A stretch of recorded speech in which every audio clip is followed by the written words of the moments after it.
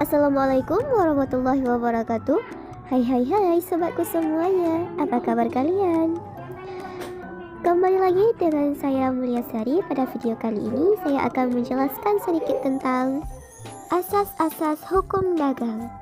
Poin-poinnya ada 3, yaitu istilah dan pengertian hukum dagang, 2 sejarah hukum dagang, 3 sistematika dan sumber hukum dagang.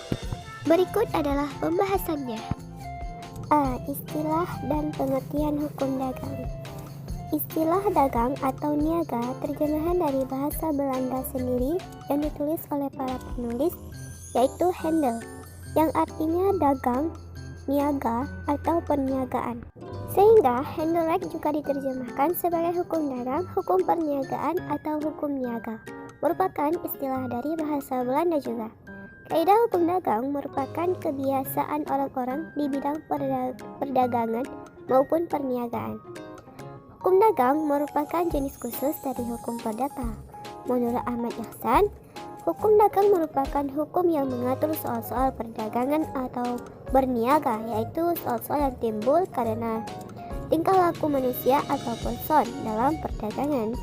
Kemudian, Siti Sutami menjelaskan hukum dagang merupakan keseluruhan aturan-aturan hukum yang mengatur dengan disertai sanksi perbuatan manusia dalam usaha mereka untuk menjalankan perdagangan. Kemudian oleh CFT Council mengemukakan hukum perdagangan merupakan hukum yang mengatur tingkah laku manusia yang turut dalam melakukan perdagangan dalam usaha memperoleh keuntungan.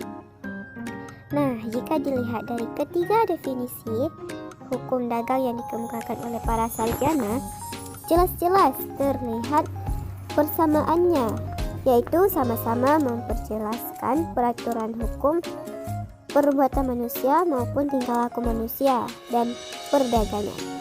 Dapat kita rumuskan bahwa hukum dagang merupakan peraturan hukum yang mengatur hubungan perbuatan maupun tingkah laku manusia dalam hal perdagangan. B. Sejarah hukum dagang. Sejak perdagangan berkembang dengan pesat, maka timurlah adat dan kebiasaan perdagangan yang begitu banyak. Pada waktu itu, Belanda dijajah oleh Prancis. Pada tanggal 1 Januari 1809, Code de Commerce juga dianggap di Belanda.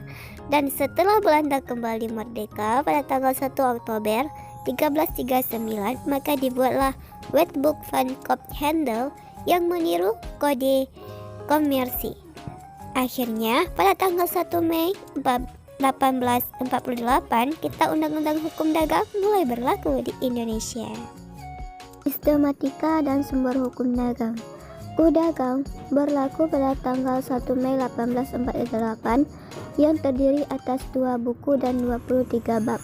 Sedangkan sumber hukum dagang di Indonesia ada 2, di antaranya hukum tertulis yang dikodifikasi meliputi Kuh Dagang atau Wetboek van Koophandel atau WVK dan Kuh Perdata, serta hukum tertulis yang tidak dikodifikasi meliputi peraturan perundang-undangan seperti Undang-Undang Koperasi, Undang-Undang Hak Cipta, Surat Keputusan Menteri di bidang perekonomian dan keuangan. Adapun hubungan antara Kuh Dagang terhadap Kuh Perdata sangat erat. Dapat kita lihat menurut bunyi pasal 1 Kuh Dagang dijelaskan bahwa hal-hal yang diatur dalam Kuh Dagang sepanjang tidak terdapat peraturan-peraturan khusus yang menyimpang juga berlaku peraturan dalam Kuh Perdata. Dengan demikian, bahwa kedudukan Kuh Dagang terhadap Kuh Perdata sebagai hukum khusus terhadap hukum umum, sehingga berlakulah adagium lex specialis decorat lex general. Hukum khusus menghapus hukum umum. Terima kasih telah menonton video saya pada kali ini. Sampai jumpa semuanya. Assalamualaikum warahmatullahi wabarakatuh. Bye-bye.